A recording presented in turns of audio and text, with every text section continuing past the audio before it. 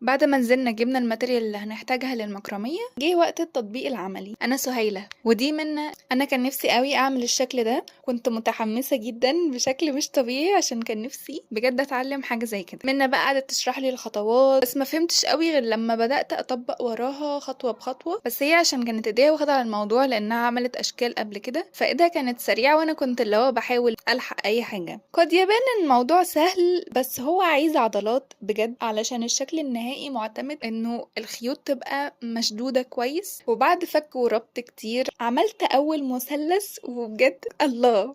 ولو خلاص بدأت اتعود على الموضوع، ومنى برضو كانت بتساعدني، يعني انا ما عملتش البتاع كلها لوحدي. وزي ما انا اخدت خطوة ان انا اتعلم حاجة جديدة، منى كمان اخدت خطوة وعملت بيج ليها بتعمل عليه كاستمايزد مكرمية. اي شكل انتوا عايزينه في الدنيا بعتهولها وهي هتقدر تنفذه لكم ان شاء الله. بعد ما خلاص ايدي اخدت على الموضوع، ومنى كان عندها مشوار